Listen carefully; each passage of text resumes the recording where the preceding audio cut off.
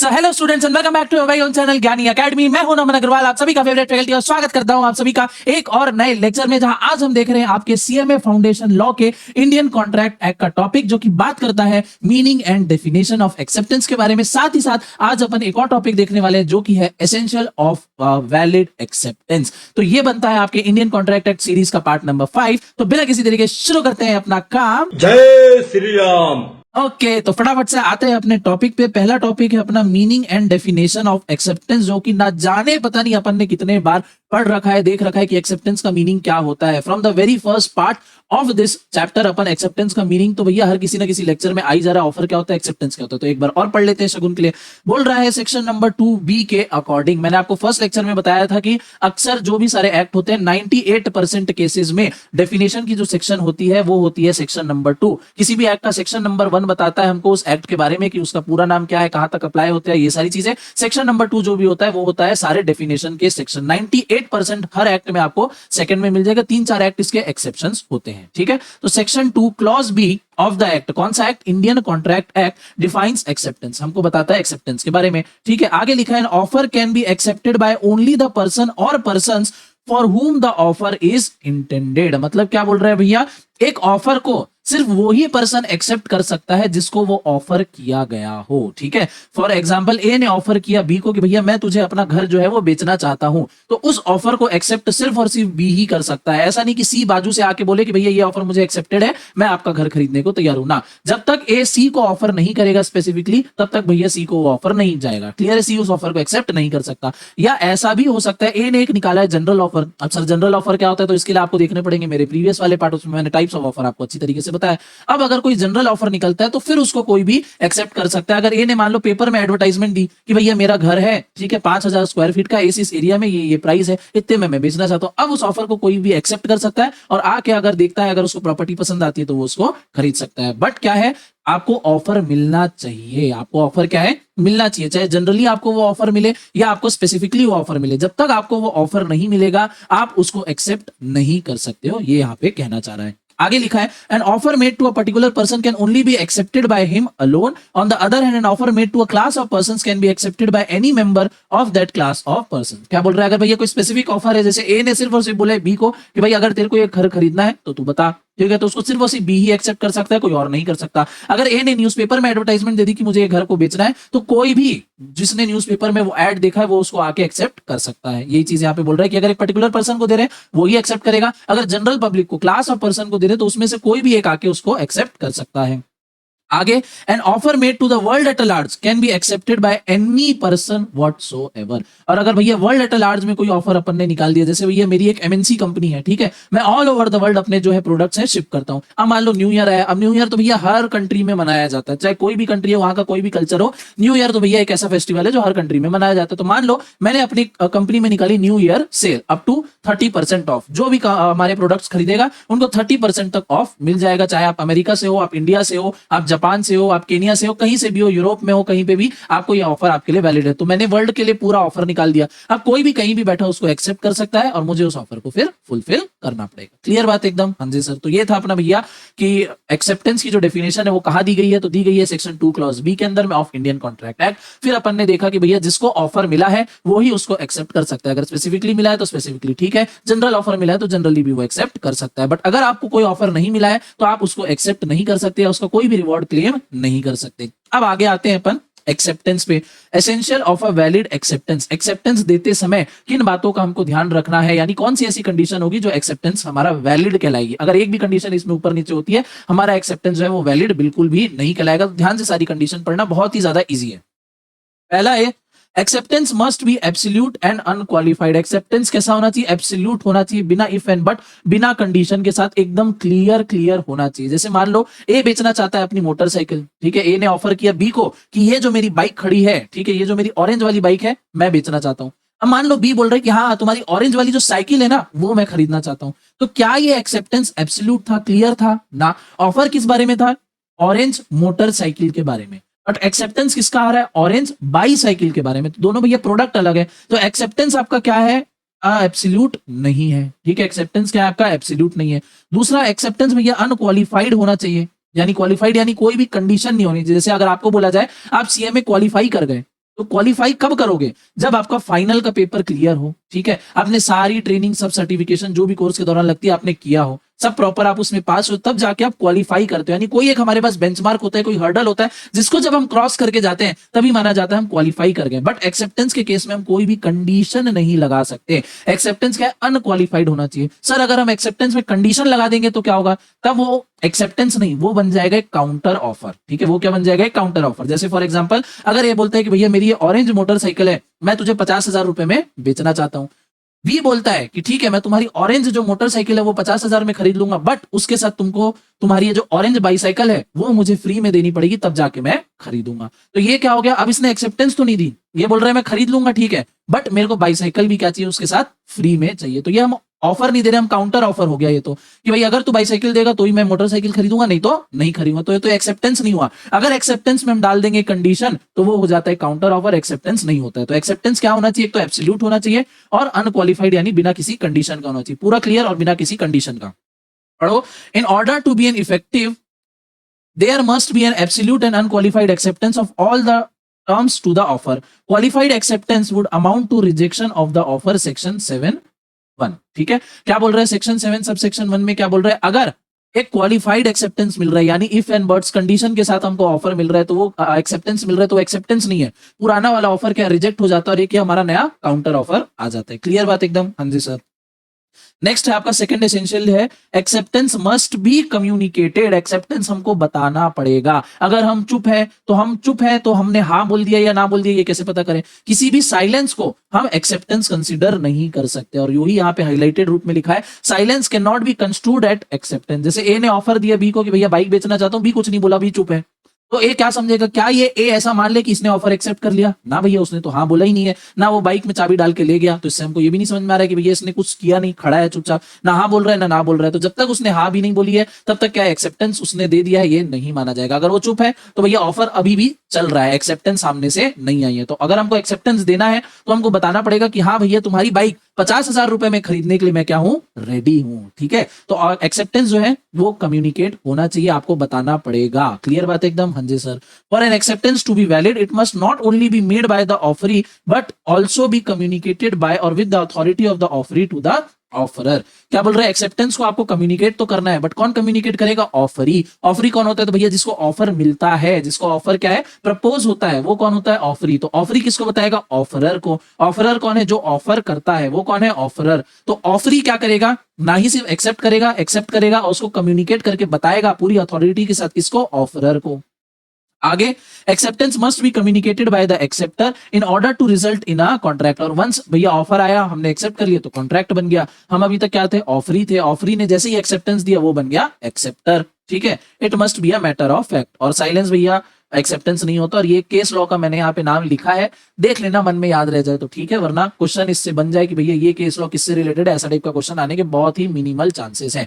But फिर भी एक एडिशनल के लिए मैंने यहाँ पे डाल दिया है। गूगल करके आप ये क्या केस हुआ था इस पॉइंट के रिगार्डिंग आप पढ़ सकते हो अगर आपकी इच्छा है तो। अपन बढ़ते हैं अपने आगे वाले पॉइंट पे, that is acceptance must be in a prescribe और रीजनेबल मोड। एक्सेप्टेंस क्या है? जो आप एक्सेप्टेंस दे रहे हो उसका जो कम्युनिकेशन है वो एक रीजनेबल या प्रिस्क्राइब्ड मोड के द्वारा ही दिया जाना चाहिए। मतलब क्या?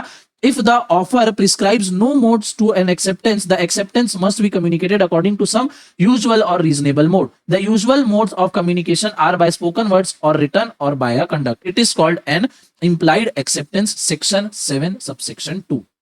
क्या बोल रहा है? हम जो ऑफर एक्सेप्ट कर रहे हैं उसको हमको कम्युनिकेट करना पड़ेगा। अब कम्युनिकेट करने का भी कोई तरीका होगा ना। अगर मान लो ऑफरर ने कोई कंडीशन स्पेसिफाई की है कि भैया अगर तुम हाँ बोलोगे, अगर तुम ऑफर को एक्सेप्ट कर रहे हो तो एक काम करना, मेरे को व्हाट्सएप में लिख के भेज देना, मैं समझ जाऊंगा कि तुमने ऑफर को क्या है? एक्सेप्ट कर लिया है। तो ये क्या है?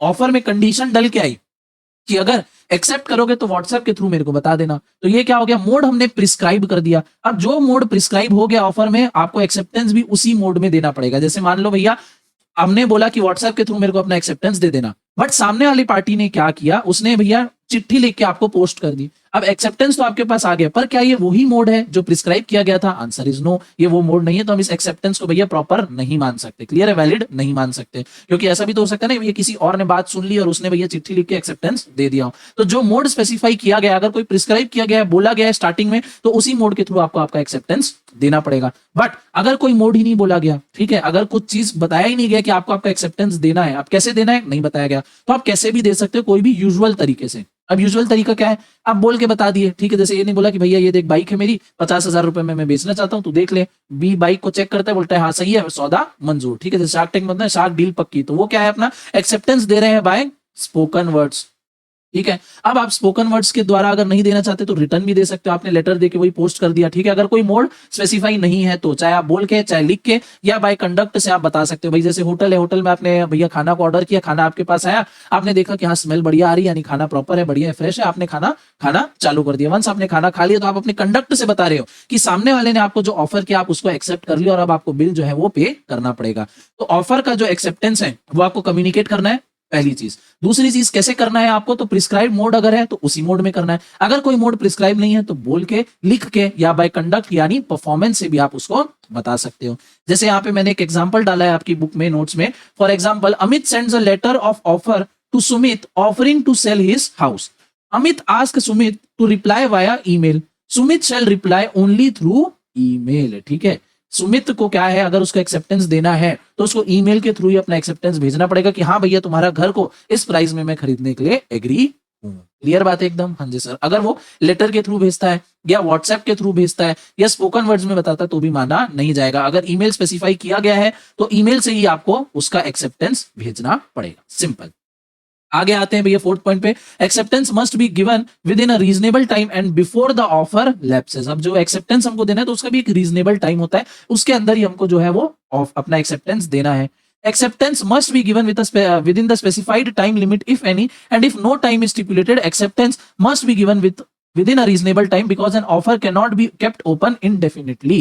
क्या बोल रहा है? अगर ऑफर में कोई कंडीशन है, वो बोल रहा है कि भैया हम तुमको कोई प्रोडक्ट भेज रहे हैं, अगर तुमको अच्छा लग रहा है, तुम प्रोडक्ट रखने के लिए एग्री हो, तुम ऑफर को हमारे एक्सेप्ट कर रहे हो, 2 दिन के अंदर हमको बता देना। 2 दिन के अंदर हमको क्या है? बता देना। तो अगर टाइम लिमिट है तो उसी टाइम लिमिट में आपको एक्सेप्ट करना पड़ेगा, नहीं तो बताना पड़ेगा कि भैया हम आपके गुड्स को एक्सेप्ट नहीं कर रहे हैं। क्लियर बात है? और अगर कोई टाइम नहीं है, अगर कोई टाइम नहीं बोला है, जैसे मान लो भैया सेलर ने सामान भेज दिया और कोई टाइम नहीं बताया कि 2 दिन में बता देना, 5 दिन में बता देना, 2 घंटे में बता देना, कोई भी टाइम नहीं, तो भी भैया एक रीजनेबल टाइम तो माना जाएगा कि कुछ तो एक रीजनेबल टाइम है। ऑफर को हम भैया जन्म जन्म के लिए खुला नहीं रख सकते, ठीक है, एक रीजनेबल टाइम होगा।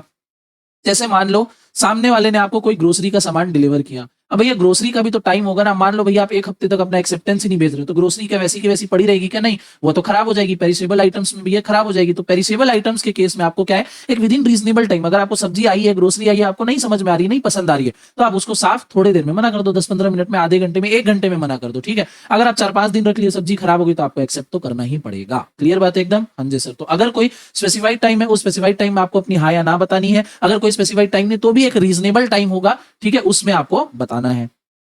Again the acceptance must be given before the offer is revoke और लैप्स, ठीक है। अब सामने वाला हो सकता है उसने ऑफर तो आपको दे दिया, बाद में वो चाहता है कि यार ऑफर को कैंसिल कर देता हूं। जैसे मान लो उसने आपको कोई सामान 100 रुपए में बेचा, अब उसको लग रहा है कि यार 100 रुपए मैंने यार कम रेट दे दिया, मैंने ऑफर तो कर दिया है, ठीक है, बेचा मैंने गलत वर्ड बोल दिया, आपने शॉपकीपर ने आपको ऑफर तो कर दिया, बट उसको लगता है कि यार इसने अभी तक एक्सेप्ट नहीं किया है, मैं इसको वापस से कैंसिल कर देता हूँ, यार 150 का सामान था, मैंने 100 में तो बेच के गलती कर दी। तो बिफोर ऑफर लैप्स हो रहा है, सामने वाले अपने ऑफर को विदड्रॉ कर रहा है। क्या सर ऐसा हो सकता है? बिल्कुल हो सकता है। ऑफर कैन बी विदड्रॉन, ठीक है, ये अपन नेक्स्ट लेक्चर में सीखेंगे कि कैसे होता है, क्या क्या कब टाइमिंग, उसका क्या टाइम फ्रेम होता है। तो ऑफर को विदड्रॉ करने से पहले भी आपको आपका एक्सेप्टेंस देना है। अगर ऑफर विदड्रॉ हो गया तो आप अपना एक्सेप्टेंस नहीं दे सकते। By the reason of offeree's knowledge of the death or insanity of the offerer, acceptance can be acceptance given to a revoked offer is not valid, ठीक है। दुकान वाले ने आपको 150 का सामान 100 में ऑफर कर दिया, आप जब तक हाँ बोलते उसने बोला अरे नहीं नहीं नहीं नहीं नहीं भैया मैंने गलती से आपको 100 बोल दिया, ये ना 150 का सामान है, आपको अगर 150 में लेना है तो लो, ठीक है, क्लियर बात है एकदम। अब आपने हाँ तो बोला ही नहीं था, अब उसने क्या कर दिया, अपना पुराना ऑफर लेके नया ऑफर आपके सामने रख दिया कि भैया 100 नहीं अब 150 में बेचूंगा, लेना है तो बताओ, ठीक है। तो आपको एक्सेप्टेंस देनी है कब? ऑफर को रिवोक होने से पहले या एक रीजनेबल टाइम फ्रेम में, ठीक है। वंस ऑफर रिवोक हो गया और आप अपना एक्सेप्टेंस दे रहे हो, बोले कि नहीं भैया आपने तो 100 में बोला था, आप 100 में ही दो, तो सामने वाला बोलेगा भैया मैंने 100 में गलती से बोला था, मैंने तुरंत रिवोक कर लिया, आपके हाँ बोलने से पहले मैंने मना कर दिया, तो वो ऑफर एक्सिस्टेंस में नहीं है, तो आपका जो एक्सेप्टेंस है वो वैलिड एक्सेप्टेंस नहीं है। क्लियर बात है एकदम? हाँ जी सर। आगे fifth point, acceptance can not precede an offer. एक ऑफर से पहले क्या हम एक्सेप्टेंस दे सकते हैं क्या? Answer is no. ठीक है, तो जब तक आपको किसी चीज का ऑफर नहीं मिला आप अपना एक्सेप्टेंस नहीं दे सकते हो। It can not precede an offer. Acceptance must be given after receiving the offer. Acceptance must be given after receiving an offer. जब तक आपको ऑफर नहीं मिलता आप एक्सेप्टेंस नहीं दे सकते। It can not be given before the offer. Simple. Six point पे आते हैं, acceptance must be given only by the person to whom offer is made. अब जिस पर्सन को ऑफर मिला है वही उसको एक्सेप्ट कर सकता है, वही उसका एक्सेप्टेंस दे सकता है। कोई और अन्य आदमी जिसको ऑफर नहीं मिला है, जिसको ऑफर नहीं मिला है, वो एक्सेप्टेंस नहीं दे सकता। सिंपल। क्या लिखा है? It can not be accepted by another person without the consent of the offeror. ठीक है, without the consent of the offeror होना चाहिए। यहाँ पे ऑफर है कोई नहीं, मैं इसको ठीक करके आपको नोट्स टेलीग्राम में अपलोड कर दूंगा। Next is seventh point, rejected offer can be accepted only on renewable. ठीक है, मान लो भैया ऑफर दिया था, ऑफर को हमने क्या कर दिया? रिजेक्ट कर दिया। Offer once rejected can't be accepted again unless a fresh offer is made. जैसे आपके पास 100 का सामान का ऑफर आया, आपने रिजेक्ट कर दिया। ठीक है, अब आपने रिजेक्ट कर दिया, वो ऑफर वहीं बंद हो गया। फिर आपको ध्यान आया कि नहीं नहीं नहीं यार, 100 रुपए में यार बढ़िया डील मिल रही है, मैं इसको ले लेता हूं। तो सामने वाले को आपको वापस से ऑफर करना पड़ेगा 100 रुपए का, तब जाके आप एक्सेप्ट करोगे। एक बार आपने मना कर दिया, फिर आप बोलते हो कि यार आपको थोड़ी देर में ध्यान आता है, नहीं नहीं नहीं इसको एक्सेप्ट कर लेते हो, तो आप छीना झपटी करके उसको एक्सेप्ट नहीं कर सकते हो अनलेस सामने वाला आपको फिर से ऑफर करेगा और जो प्राइस में ऑफर करेगा उसी में आपको एक्सेप्ट फिर करना पड़ेगा। क्लियर बात है एकदम। एक बार आपने ऑफर को रिजेक्ट कर दिया तो उसके बाद आप उसको कभी भी एक्सेप्ट नहीं कर सकते हो अनलेस आपको वो ऑफर दोबारा से दिया जाए। समझ में आ गया? एक बार जो ऑफर रिजेक्ट हो गया उसको मैं फिर बाद में एक्सेप्ट नहीं कर सकता अनलेस मुझे वो ऑफर फिर से दिया जाए। क्लियर बात एकदम? हाँ जी सर। लास्ट पॉइंट है acceptance. Acceptance to give an acceptance is not an acceptance. Offer के केस में भी हमने देखा था, मैं हाँ तुम्हारा ऑफर एक्सेप्ट कर लूंगा, ऐसा वाला एक्सेप्टेंस देना एक्सेप्टेंस नहीं कहलाता है। ठीक है, मैं तुम्हारा ऑफर एक्सेप्ट कर लूंगा, ये एक्सेप्टेंस देना आपका फाइनल एक्सेप्टेंस नहीं कहलाएगा। सिंपल। ठीक है, तो ये थे हमारे कुछ 8 essential points regarding a valid acceptance जो हर एक एक्सेप्टेंस में होना चाहिए। क्या क्या? सबसे पहला, एक्सेप्टेंस आपका क्लियर होना चाहिए बिना किसी कंडीशन के। एक्सेप्टेंस आपका कम्युनिकेट होना चाहिए, वो भी किसमें? प्रिस्क्राइब मोड में, या अगर कोई प्रिस्क्राइब मोड नहीं है तो रीजनेबल मोड में बोल के, लिख के या आपके परफॉर्मेंस से। फिर क्या है? एक्सेप्टेंस आपको देना है विद इन रीजनेबल टाइम या ऑफर के लैप्स होने से पहले। ठीक है, फिर acceptance can not precede an offer. आप ऑफर को मिलने से पहले एक्सेप्टेंस नहीं दे सकते। दूसरा, जिसने आपको ऑफर किया है आप उसी को ही अपना एक्सेप्टेंस दे सकते हो, किसी और को नहीं दे सकते। और इसका ये भी मतलब है कि जिसको भैया ऑफर मिला है वो ही एक्सेप्टेंस देगा। नेक्स्ट इज, एक बार आपने कोई ऑफर को रिजेक्ट कर दिया तो अब आप उसको फिर से एक्सेप्ट नहीं कर सकते अनलेस आपको वो ऑफर वापस से दिया जाए। फिर acceptance to give an acceptance is not an acceptance. ठीक है, वो एक कौन सी तो मूवी का डायलॉग था ना, my problem is my business is my business, none of your business. तो ये वही वाला चीज है, acceptance to give an acceptance is not an acceptance. Clear बात एकदम? हाँ जी सर। आगे अपन को दिख रहा है एक topic, that is communication, acceptance and revocation of proposal. पहले तो मैंने सोचा कि भैया इसी वाले पार्ट में आपको ये वाला टॉपिक करवा देता हूं, बट ये टॉपिक थोड़ा सा वास्ट है और हल्का सा हैवी भी है, तो भैया इसको अपन एक सेपरेट पार्ट में करेंगे। आप फटाफट से वीडियो में भर भर के अपना कमेंट्स करो, प्यार पहुंचाओ। अब फटाफट से आपको ये वाला पार्ट भी, पार्ट नंबर 6, जिसमें हम देख रहे होंगे communication, acceptance and revocation of proposal वाला टॉपिक, इसको अपन कवर करेंगे। साथ ही साथ उसके बाद आने वाला revocation of offer and acceptance और मोड्स ऑफ रिवोकेशन। ठीक है, यानी जितने भी अब टॉपिक हमारे फर्स्ट चैप्टर में बचे हैं वो पार्ट नंबर 6 में आपके अब कवर हो जाएंगे। तो विद दिस आज के इस लेक्चर को मैं यहीं पे एंड करता हूं। आप लास्ट तक बने रहे, अपना वैल्यूएबल टाइम देने के लिए दिल से धन्यवाद।